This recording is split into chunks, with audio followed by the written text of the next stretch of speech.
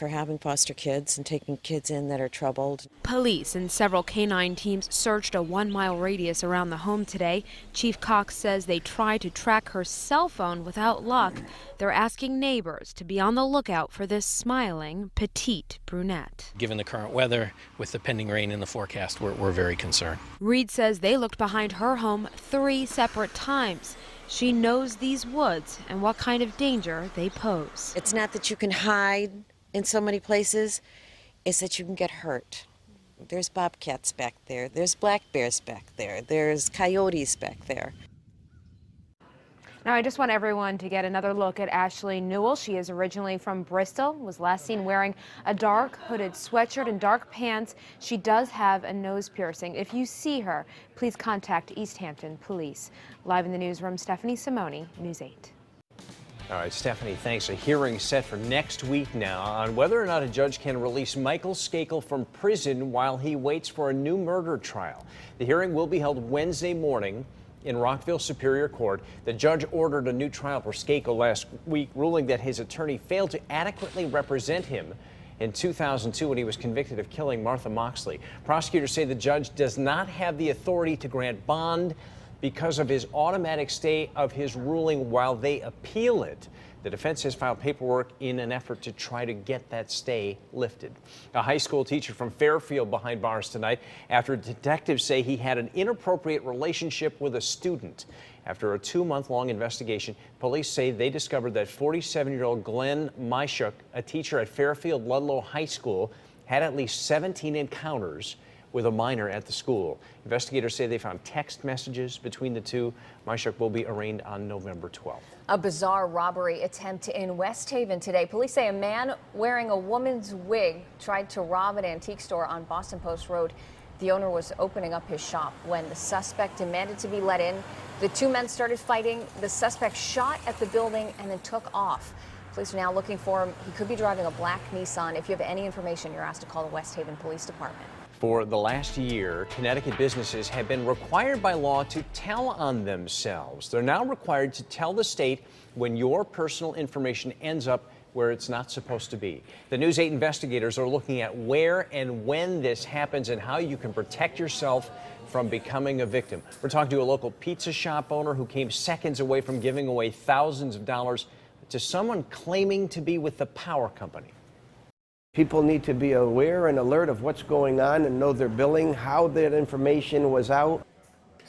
Don't miss the latest from the News 8 investigators tonight on News 8 at 11 o'clock. An update now on a story we told you about earlier this week. A woman who is 8.5 months pregnant came to News 8 because there had been no heat in her apartment for 3 weeks.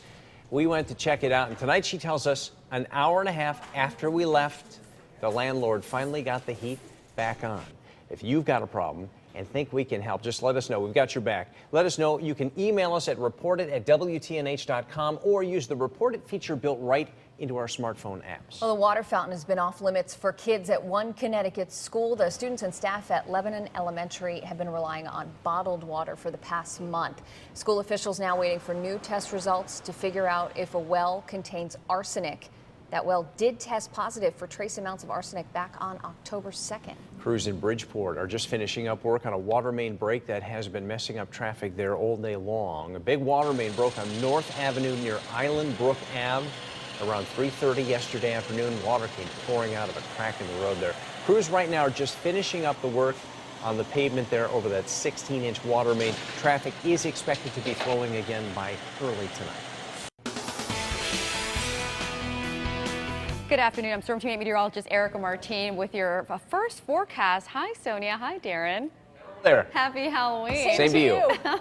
I like that double box. We do have our local radar actually picking up on some returns out there as that system moves in from the west towards the east. So clouding up and some scattered showers on the approach, but we do not have a washout for this Halloween. Be sure you get that trick-or-treating in tonight. We can see developing clouds out there and even some developing fog. So it's going to be a little bit messy for tonight. Not terrible. It's not until tomorrow morning when conditions get a little bit rough. Now here's a wider perspective, but we have going on here. We can see those showers already on the approach. There's that system moving across the Ohio Valley, picking up a little bit of moisture over the Great Lakes. So it's due here through the overnight hours. I do think it's going to be heavier after 8, 9 p.m. So keep that in mind, and certainly for tomorrow morning, give yourself extra time because your morning commute will be a mess. Wind advisory in effect starting at 6 a.m. tomorrow until 6 p.m. for most of the state. Right now, not including Fairfield County, but I do think that will soon follow. We're expecting wind speeds to reach up to about maybe 40 miles per hour, gusting up to 50 miles per hour. I quickly want to show you our expected accumulated rainfall total map through tomorrow, 24 hours out. And you can see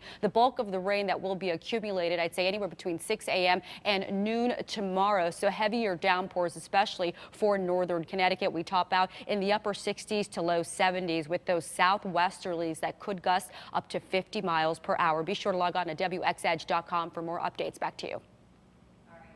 Erica, thank you. Trick-or-treating getting underway. We've got some tips tonight to make sure the little ones are safe out there. News 8's Kent Pierce shows us what you need to avoid tonight. 2 years ago, it was a freak October snowstorm that brought down trees, knocked out power, and canceled Halloween in many communities. 1 year ago, it was Superstorm Sandy that, well, brought down trees, knocked out power, and again canceled Halloween in many communities. So kids and parents might need a reminder about trick-or-treating safety, says Fairfield Police Chief Gary McNamara. Rarely should you send your kids out alone to go trick-or-treating. It's safer.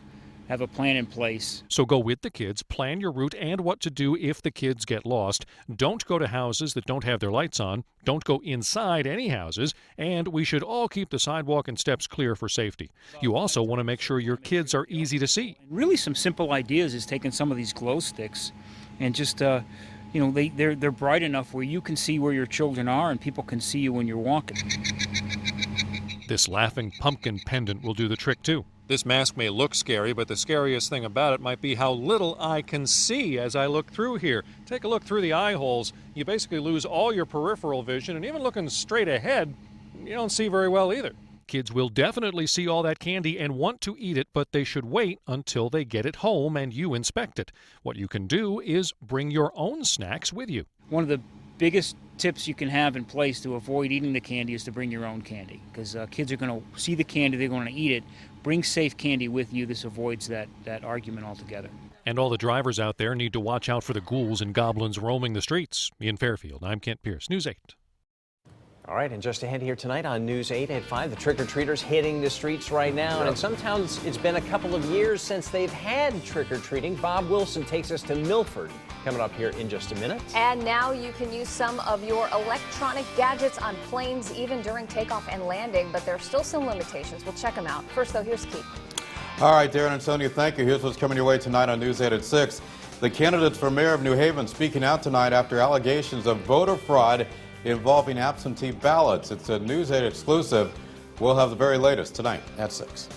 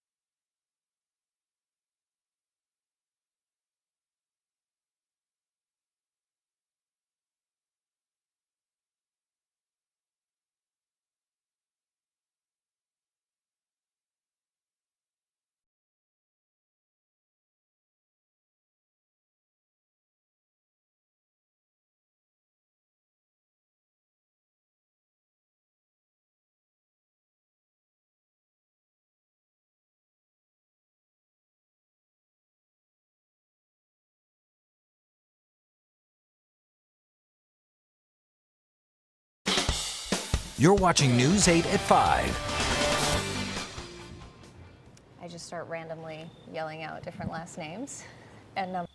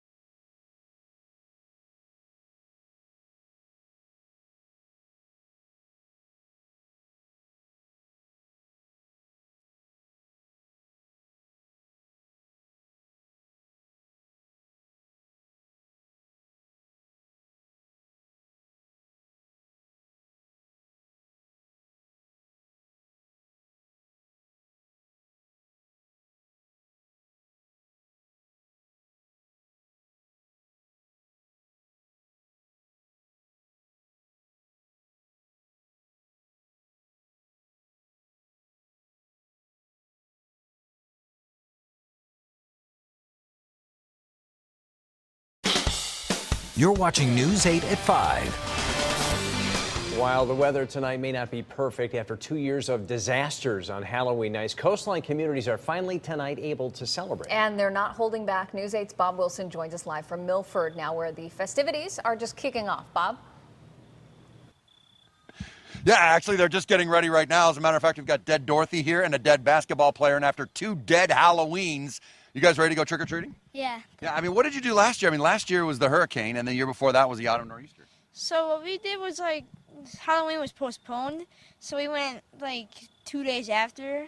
And it's not the same, is it? No. No, and especially the autumn nor'easter wiped it out. I don't think we even had a Halloween. For you guys, I mean, look at the decorations. You guys are going all out here. We got a smoke machine, laser lights. It's pretty cool.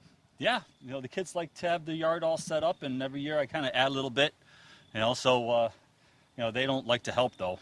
No, of course not. But now, how excited are you to have Halloween here and now? I mean, it's been 2 years, and now you can finally get it. Oh, yeah, we love it. I love dressing the kids up. It's a good time. It's great. And the kids that come, I love to see them all. They're great, yeah. I can tell. Look at the makeup artist. Look at we got a bullet hole right in the middle of the head. That's pretty good, I'm telling you. And look, show your arms. That's pretty incredible. Now, you're pretty excited. I mean, this has got to be 2 years that you haven't had a normal one. Yeah, I'm really excited. You're probably going to, as soon as we say Claire, you're going to run out and start going trick-or-treating. Yeah. All right, then, Claire. Well, you're going to get a run. All right. Well, that's what's going on here. They're getting ready all around this area on the shoreline to get out there and trick-or-treat to make up for lost time. I'm Bob Wilson reporting live in Milford, News 8. All right, Bob, thank you. Let's check your traffic tonight. Here's Jay Schultz. Jay? Thank you, Sonia. Some pretty heavy traffic tonight. Northbound 95, you've got delays extending from exit 41 up through 46. Pretty robust flow of traffic there. The Merritt Parkway is also heavy from exit 34 up through 42.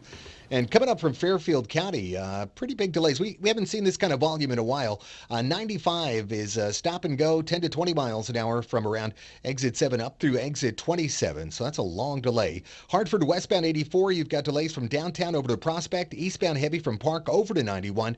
And 91, also some heavy traffic southbound from exit 34 right on down in through Airport Road. Check out our real-time traffic cams anytime at WTNH.com. I'm Jay Trelease for News 8.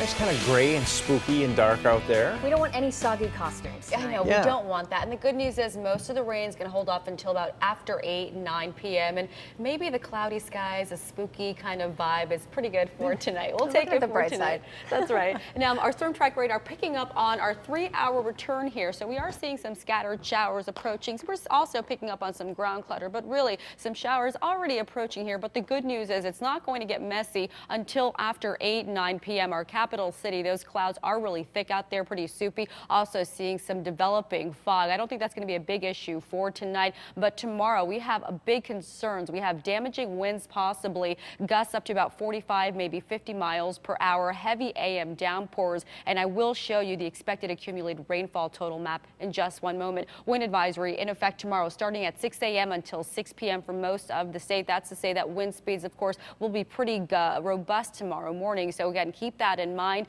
I also think you'll see some heavy rounds of downpours, especially for your morning commute. We'll time it all out for you hour by hour. So our 4-day outlook, we've got those gusts up to about 50 miles per hour. Partly cloudy skies on Saturday, so clearing and improving. Breezy on Sunday, northwesterlies up to 20, maybe 25 miles per hour. And Monday, we have cooler temperatures, so notice that decline Sunday into Monday. Also seeing that trend inland. We're seeing 50 on Sunday, a high of 49 on Monday. Tonight, we bottom out in the mid to upper 50s. We may even see a couple of low 60s out there. Southerlies up to 22 miles per hour. So those south winds increasing as the night progresses. Wider perspective here. I want you to see this system moving through. It's actually pretty big, but the good news is one model is actually picking up on this system drying out just a little bit for tomorrow, but I'm still not going to exclude the possibility that we could accumulate up to an inch of rain in total when it's all said and done. Current temperatures, lots of 60s out there. 63 in Easton, Waterbury 61,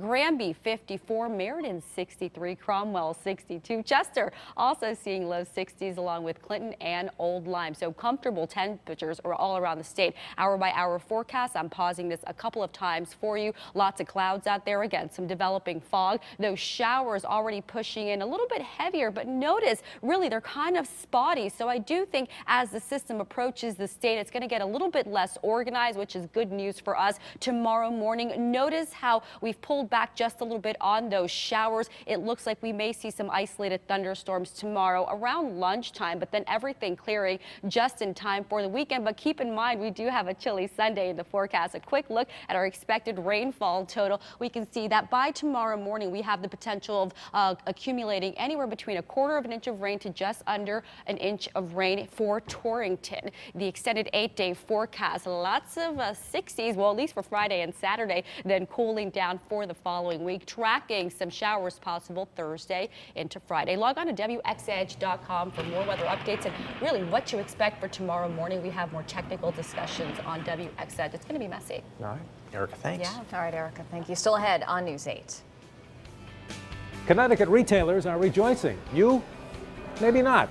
I'm Chief Political Correspondent Mark Davis. I'll have that story coming up. And you found the perfect house, but what if you think it's haunted? What you need to know when we come back.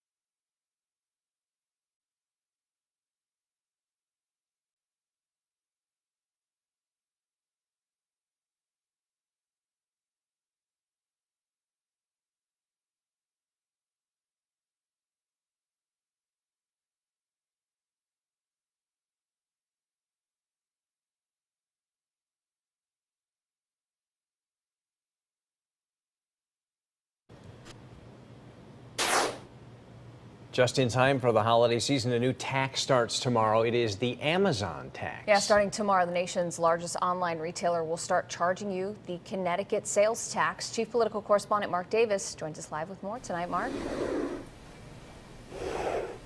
Sad tale but true. Hi, Sonia and Darren. Good evening, everyone. This is a big breakthrough for state government. And actually, it's always been on the books. You are supposed to pay the state sales tax on items you buy online, but nobody does it, and it's been impossible to enforce. Now, Amazon will make you pay. John Green of Lux Bond & Green has two big reasons to be happy today. First, his company is the official jeweler of the World Series champion Boston Red Sox, so there's big demand for the merchandise. But he's also happy because one of his big competitors, Amazon.com, will start charging the Connecticut sales tax on all purchases delivered to Connecticut starting tomorrow. People still have a choice, but we'll have to do our job, continually do our job better, because it's about service, not about actually the sales tax. Green and the hundreds of other retailers in Connecticut have been complaining for years that people would shop their stores, pick out what they wanted, then go home and buy it on Amazon and save by not paying the 6.35% sales tax. On high-end things like watches that cost over $1,000, the sales tax is 7%. Now we know the biggest online retailer, Amazon, will now have to charge the same amount of sales tax that our members have to charge. And for that, that's a big deal. For us, this is the big one. No one does more business online than Amazon does. This will also bring them as part of the business world of Connecticut because they'll be operating here. Amazon is planning to build a $50 million distribution center like this one in Windsor to better service Connecticut shoppers. So the state not only is getting the jobs, but it will also now get the estimated $25 million a year in sales tax revenue that it was losing until now. Now, coming up at 6, what do you and your neighbors think about this? Live from the Hartford newsroom, Mark Davis, News 8. Stocks finished the month of October by losing some ground today. Dow Jones lost 73, closing the day at 15,545. NASDAQ came down 10, and the S&P finished 6 lower. Well, tonight we want to warn you about a phone scam. The Better Business Bureau giving consumers a heads up about calls from someone claiming they're from Connecticut utility companies. They threaten consumers to either pay up or lose electricity. Company says scammers have gotten homeowners to pay up by telling them their utility accounts were past due. Now, if you're getting similar phone calls, of course, never give out your personal information and report it to your utility company. After years of strict rules to turn off your electronic devices while you're flying, the FAA now is loosening up those rules. And now you'll be able to watch videos and play games on your phone. ABC's Karen Travers has more. Air travel just got a lot more entertaining. It's safe to read downloaded materials like ebooks and calendars, and also to play games. Today, the Federal Aviation Administration issued new guidelines for what can be used during the duration of a flight. That means big changes to this familiar message. Turn off and put away all electronic devices. Now passengers on some airlines will be able to read, watch movies, play games, even do some work if that's their fancy, from the time they board to the time they get off the plane. Heavier items like laptops will still need to be stowed during takeoff and landing because they could pose a risk to passengers. Worried about the guy next to you gabbing away on that cross-country flight? I want to be clear that you still cannot talk on your phone during flight. Why not? ABC News went to Boeing to find out. You can see when it tries to get to the cell tower, it really spikes. The aviation manufacturer found that, yes, cell phone signals can interrupt radio or even navigation systems. The device can contribute to some sort of incident on an airplane. Now, because you cause interference into a system doesn't necessarily mean that bad things could happen, but you increase the risk, the probability that things could happen. But don't dive into that ebook or plan a DVD marathon just yet. These changes will not be immediate. Airlines need to first prove to the FAA that their planes will not be affected by electronic interference. The FAA believes the vast majority will comply. Karen Travers, ABC News, Washington. Starting tomorrow, millions of Americans who rely on food stamps will see a cut in their benefits. More than 47 million people right now in this country get food stamps. On average, each person gets about $133 a month. Starting tomorrow, that amount will be cut by $36 a month. The move is supposed to save the government about $5 billion. There is still a chance Congress could halt that decision.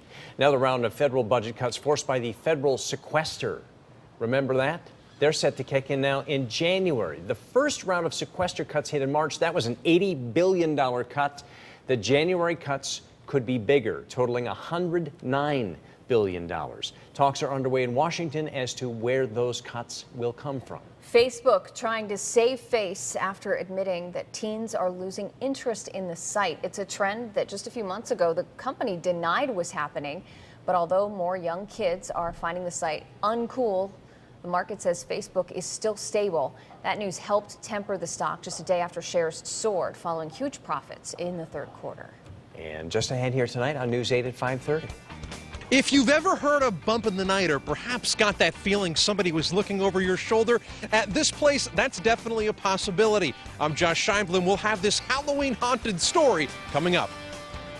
There's a ghost right behind you. You see There that? was. I think I know that ghost. I think I know that ghost too. Well, our local radar picking up on some returns. We do have some showers in the forecast. How will it affect your trick-or-treating, those ghosts out there? And, of course, your Friday morning commute. All the details coming up on the other side of the break. Here's what's coming up tonight on News 8. Brought to you by Pilgrim Furniture City.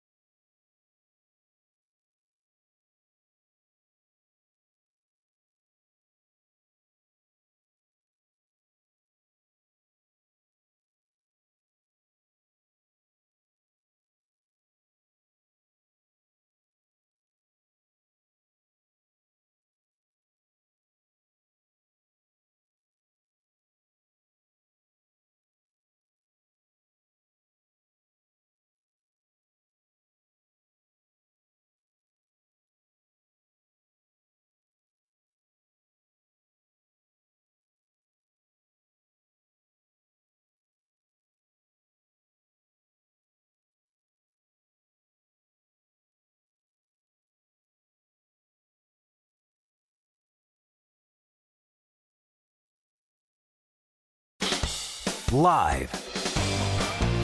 News 8 at 5:30 starts now.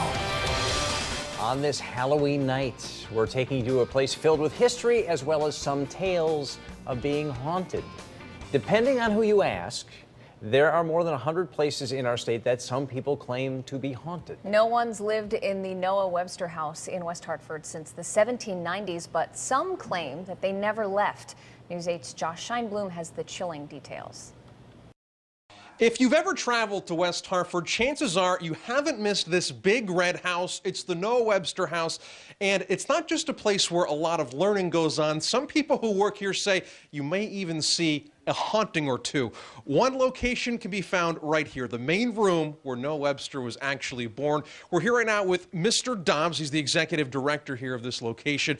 All right, tell me a little bit about what hauntings are going on here at the Noah Webster house. Sure. Well, visitors and staff have seen mysterious things. Right outside in the front yard in our garden, they've seen orbs floating about at night, reportedly. Of course, there's been a mysterious man down in the basement who seemed to vanish when he went around the corner. They've heard noises late at night. And we had one ghost hunting group here that swears on video they caught somebody repeating over and over, Abby, Abby, Abby. So a whole bunch of serious things. Of course, a lot of the locals say that they'll look up at night and see a woman in colonial garb passing through the windows. Well, this is what I say we do. I say we go upstairs and we see if we can find her. What do you say? That sounds like a plan. All right. Okay. Up, onwards, onwards. So we're heading up the stairs right now. Chris, tell me, what is so haunted, allegedly, about the second floor here? Well, Josh, it's at this window that people will be driving by or walking by and they'll see a woman in colonial garb looking out at them. And who could that person be? Well, you know, some have speculated that it could be Noah Webster's mother. She did die in this house. Very, very spooky. And if you thought it was creepy here, coming up a little bit later here on News 8, we're going to take you to a haunted location in Simsbury where some people say they've seen and heard more than a few things. Spooky. Oh, I'm scared. For now, we are in West Hartford. Josh Scheinblum, News 8. Are you too scared? You all right? I'm waiting You gonna for be something okay? to happen. I'll be All fine. right. Lots of people claim there are haunted houses here in Connecticut, but how do you avoid buying one? Most states don't require the seller to disclose a home's psychological stigmas. A client contacted me after we closed, and we had found out that there had been a death in the property, but it had occurred over 10 years ago, so there were no recourse. All right, so check this out. You can try a new website. It's called diedinhouse.com. Yep, you enter an address, and for a price, you can figure out if any murders, suicides, or deaths happened on that property. That's uplifting. Maybe there's a bargain in there somewhere. I don't know. I don't even want to think about it. I don't either. All right, here's Erica Martine. It does look kind of spooky out there. We've got clouds all over the place tonight, Erica, Yeah, right? the good news is it's just cloudy out there, Sonia and Darren. Right now, we're seeing some scattered showers move in. Temperatures actually warm for tonight. New London, a little soupy out there. Yeah, looking a little gloomy. And our satellite and radar image picking up on some returns. So a system moving in from the west through the Ohio Valley, picking up some showers, some extra moisture over the Great Lakes. Tonight, we bottom out in the mid to upper 50s. Southerlies up to 22 miles per hour. So a warmer night in the forecast and a warm day in the forecast tomorrow. But we do have some heavy downpours and wind gusts that could kick up to about 50 miles per hour. A wind advisory has been issued by the National Weather Service for tomorrow, starting at 6 a.m. until 6 p.m. I do have more information on this storm for tomorrow and how it'll affect your Friday morning commute hour by hour. Meantime, back to you. All right, Erica, thank you. In some spots, parties still going on in Boston after the Red Sox were crowned World Series champs. Yeah, they beat the St. Louis Cardinals in Boston last night to win the series in 6. ABC's Marcy Gonzalez shows us the celebration. Boston fans doing some extreme celebrating after this moment they've been waiting for almost a century. It hasn't happened at Fenway Park for 95 years. The Red Sox are world champions. For the first time since 1918, the Boston Red Sox won the World Series on their home turf, the iconic Fenway Park. It's beyond words. It's the greatest place on earth. Greatest place on earth. Greatest place on earth. The 6-1 win over the St. Louis Cardinals in Game 6 of the series, seen as a victory not just for baseball fans, but the entire city. This is for you, Boston. You guys deserve it. 6.5 months after the bombings at the Boston Marathon, crowds poignantly took their celebration to the race's finish line. It was something painful that the whole city went through and really rallied around the Red Sox, which is something that really unites the entire city on a regular day. A city united. It's Boston. Proving in one more way what it means. This is our big city! To be Boston strong. Now, in some places, last night's celebration did get a bit out of hand. There were some overturned cars and at least 9 arrests. But things are much calmer now as Boston prepares for a victory parade scheduled for Saturday. Marcy Gonzalez, ABC News, New York. Well, looks like NSA leaker Edward Snowden has a new job weeks after receiving asylum in Russia. Snowden is on the payroll of a major Russian website. His attorney, who won't name the employer because of security reasons, says he'll be performing maintenance for the site. The former government IT contractor exposed the NSA's program of widespread data collection from thousands of people's phones and computers. The U.S. has charged him with spying and theft of government property. Oh, the bizarre death of a Georgia teen, first ruled an accident, may be anything but, and tonight federal agents are investigating. In January, Kendrick Johnson's body was found inside a rolled-up wrestling mat in a high school gym. It was deemed an accident, but a second private autopsy shows he was killed by blunt force trauma. It's now not considered accidental. Johnson's family has been fighting for an investigation, insisting the teen was murdered. All this as a video was found of the teen last seen walking into the gym where others were playing basketball. It feels great. It's just one step closer to finding out what happened to my son. It was originally thought that Johnson suffocated inside the mat after falling in to reach for a shoe. The state of Virginia is not at fault for the mass killing of 32 people at Virginia Tech. That is the ruling from the Virginia State Supreme Court today. The court ruled the state had no legal duty to warn students of potential acts of a student gunman who killed 2 people in a dorm before killing 30 more on campus. It is a reversal of a jury's wrongful death verdict against the state after those killings in 2007. The jury originally said the state was responsible for those deaths. The gunman later killed himself. Well, new information tonight concerning the Benghazi attack. Newly released information reveals the U.S. was just hours away from a recent raid to capture the mastermind behind it all, but it was aborted in part because of fear of the collapse of the Libyan government. Meanwhile, Republican Senator Lindsey Graham vowing to block all of the president's nominees until survivors of the attack testify before Congress. I don't like holding up people. That's not my nature. I've run out of ideas, and I am not going to do, Kate, I'm not going to let this whole chapter close without having talked to the people in Benghazi who went through this living hell.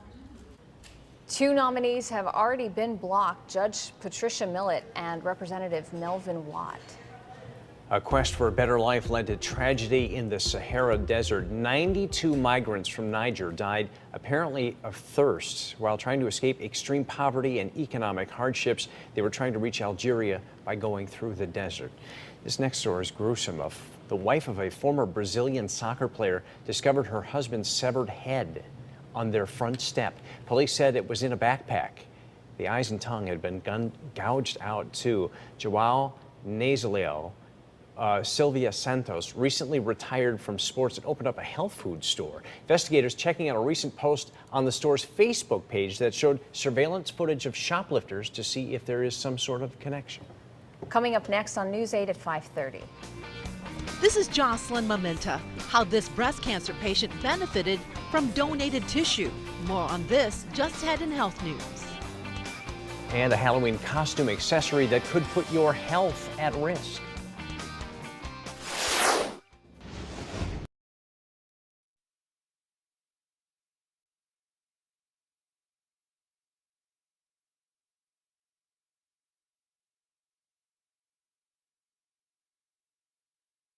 Three, four, five, six, seven, eight, nine, 10. Hello, hello. I can hear you. Can you hear me? Okay.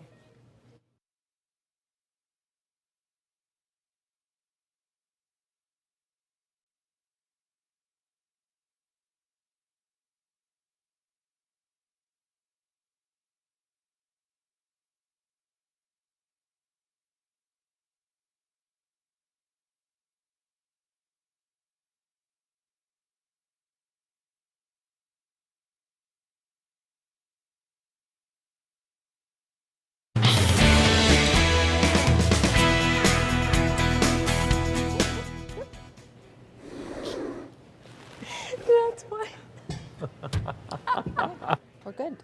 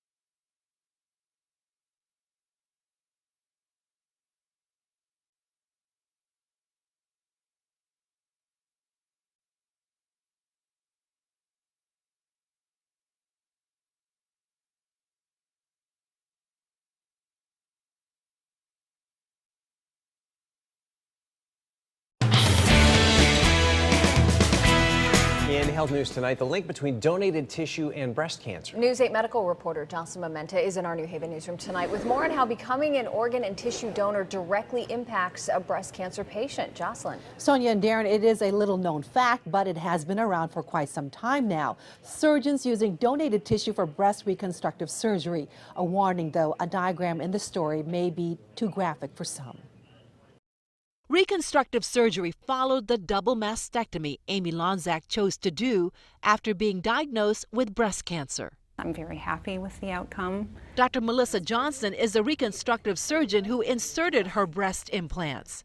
What's noteworthy about the procedure is this. We suture it along the natural breast fold.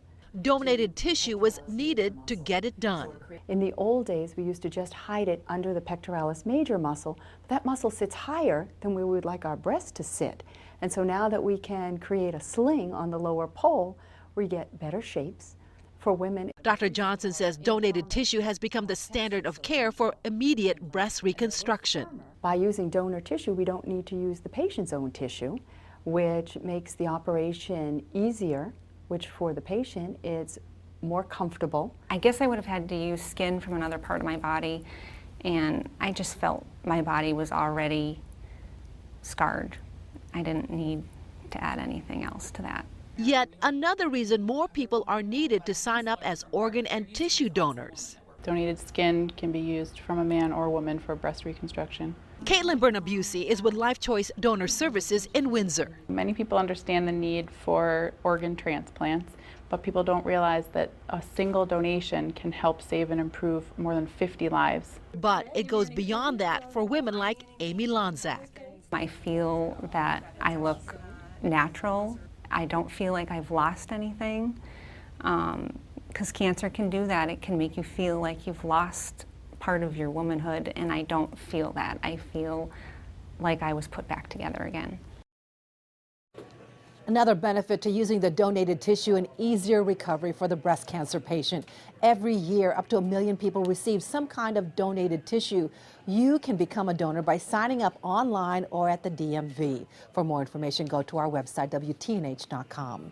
News 8 is committed to its year-long Pink Power campaign, which is aimed at raising breast cancer awareness. For more information, as always, log on to our website, WTNH.com. Darren? All right, Jocelyn, thanks. The president admitted today that despite promises that you could keep your plan under his Affordable Health Care Act, you actually cannot in some cases.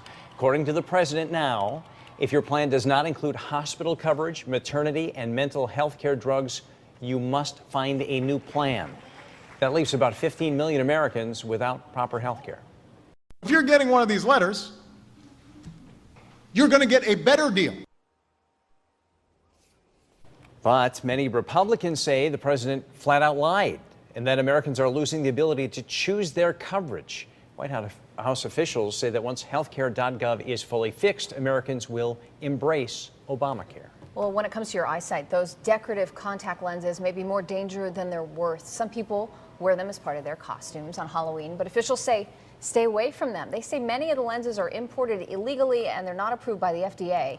In order for contact lenses to be considered safe, they must come with a prescription, even the decorative ones. All right, let's check your traffic on Halloween night. Here's Jay Trelease. Jay? And it's scary out there. We got some heavy traffic on 95 northbound, kind of typical stuff from exit 41 up through 46. Southbound, pretty busy flow too.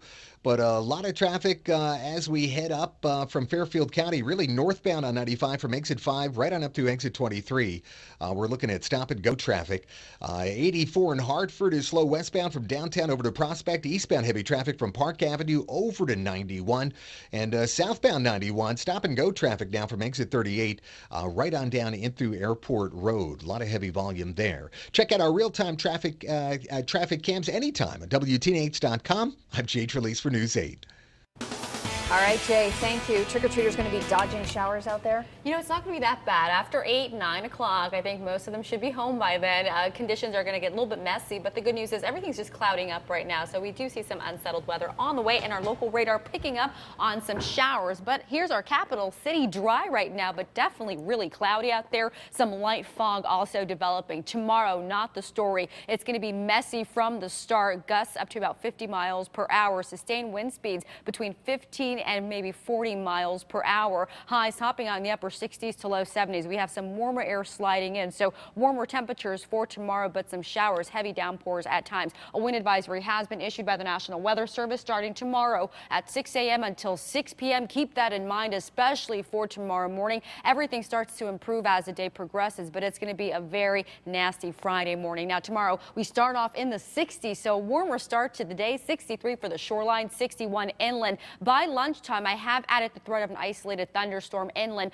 Temperature 68 degrees and then topping out, as I mentioned, in the upper 60s to low 70s. Your 4-day outlook, again, gusty tomorrow, improving by Saturday. We may see a few sprinkles out there on Saturday, but really a mainly dry day, partly cloudy skies, mostly sunny on Sunday. Breezy, cooler temperatures into Monday. Cooling trend as well, upper 40s on Monday, farther inland. Tonight we bottom out in the mid to upper 50s, so a warm night in the forecast. Southerlies up to 22 miles per hour and that rain in store. So a wide perspective, you can see how massive this system is. The good news is it seems to be a lot less organized, and in fact one model favors a less organized system for tomorrow with less rain showers. However, I'm not going to clear us. I do think we could see just under an inch of rain, so I'll show you on our accumulated rainfall map in just one moment. But hour by hour out, 48 hours, pausing this a couple of times, already picking up on some less heavy rain showers by about 9 p.m. and then tomorrow morning it does look messy out there, but it's really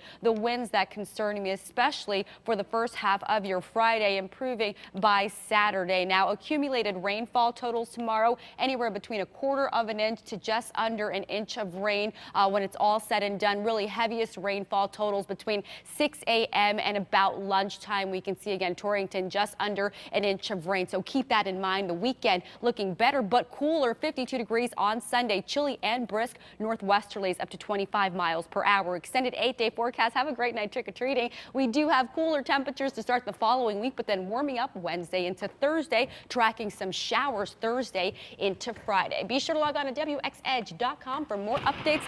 I went to WestCon yesterday. I talked to a couple of kids and they told me all about their trick-or-treating outfits, so that's on there too. They're little future meteorologists. Nice. We'll check it out. Yeah, Erica, thank you. And coming up here on News 8 at 5:30. It's feeding time here at the aquarium, where they're doing something special for Red Sox fans. We'll tell you all about it coming up.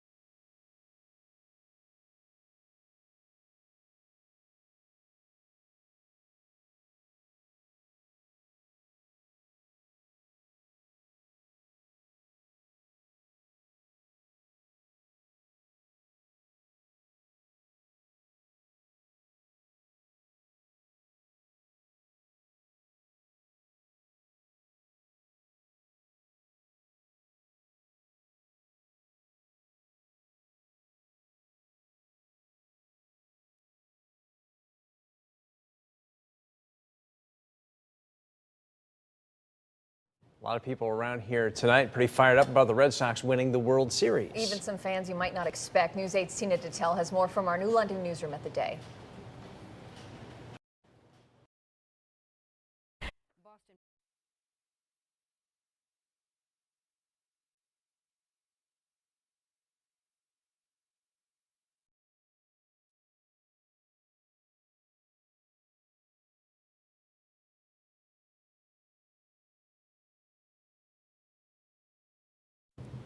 That didn't go so well at all, did it? No, we just wanted to see if they were paying attention. Was that a trick on Trick or Treat? It was a trick. What would Halloween be without a trick? All right, that was ours. You're welcome. Listen, coming up here tonight on News 8 at 5:30, we'll try to get that story in a bit. Also, there is a big demand today for World Series paraphernalia after the Red Sox win. We're going to meet up with a local screen printer who is rolling out thousands of T-shirts. And coming up tonight on News 8 at 6, we're live in New Haven where candidates in the city's municipal election are weighing in on voter fraud allegations over absentee ballots, what they have to say about the mess. Also, Amazon.com customers, get that order in tonight. You want to avoid a brand new tax starting tomorrow. Folks here in Connecticut will be hit with that online tax if you shop with them. That's coming up. Plus, giving out your credit card information could be more dangerous than you think. Some businesses don't keep your information under wraps. The News 8 investigators will tell you what you can do to protect yourself. Those stories and more coming up tonight on News 8 at 6.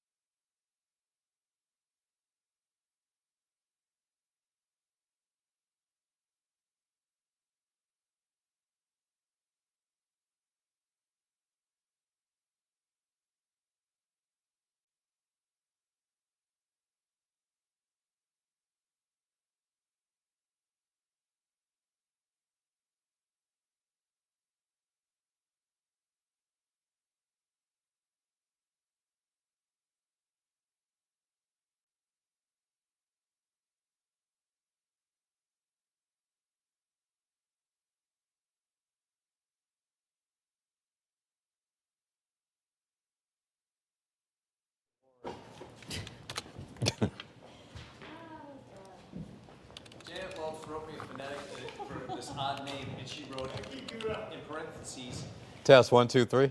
nasally O.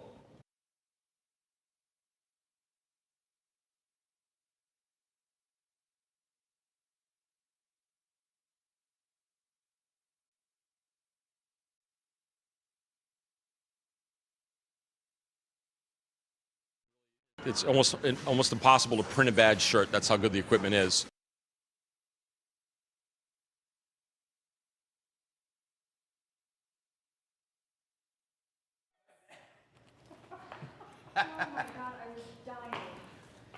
Oh boy, that's a good TV moment.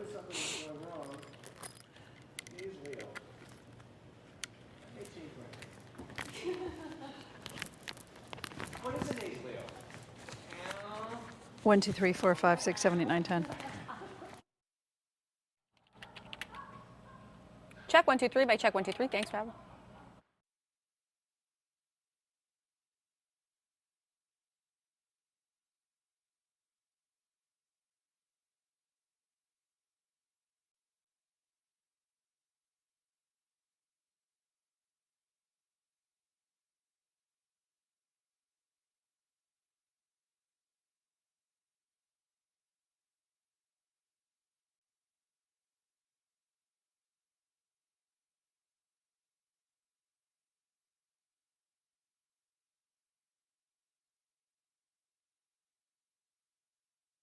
Red Sox fans are beaming tonight after the Sox took home the World Series crown last night. And they want T-shirts and other items that go along with that big win. News 8's Jeff Vallon reports on how one local business is now trying to keep up with the demand.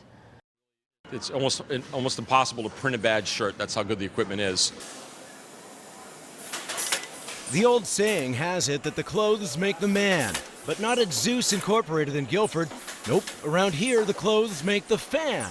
I think this is our 4th World Series that we participated in. We've done 3 with the Boston Red Sox and 1 in 2009 with the Yankees. We've done 3 Super Bowls with the Patriots. We've also done a couple of Stanley Cup events with the Boston Bruins. Starting before the final out of the World Series Wednesday night, Zeus's latest championship run of officially licensed Boston Red Sox title-touting T-shirts. Got the call at about 11 o'clock after the Red Sox put some runs on the board. Jumped in the car, hightailed it down here, started pulling shirts out of boxes, getting screens set up, and from there it was off to the races. They tell me the process is actually pretty simple, yet impressive, in getting the shirt to go from this to this, kind of like actually building the parts of a championship team. It's not like it's just all done in one step. It's a build-up, if you will, and yeah, color by color, one step at a time until you get something that looks real nice. Working well past sunup to crank out 10,000 shirts, much like the Red Sox produced 108 wins in all, systematically. So we had people that came in at the end of the game and got started right away. And then we've had new people arrive at 5 a.m. this morning, and we'll have another group of people that are available at noon, depending on how long they ask us to keep going.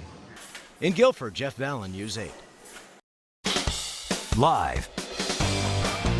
News 8 at 6 starts now. Tonight, candidates are sounding off about voter fraud allegations in New Haven uncovered by News 8. Connecticut retailers rejoicing. You? Maybe not. I'm Chief Political Correspondent Mark gave us that story next at 6. You give your credit card number out to businesses all the time, but does that information ever leak out to the wrong people? The News 8 investigators say yes. We'll tell you what you can do to protect yourself.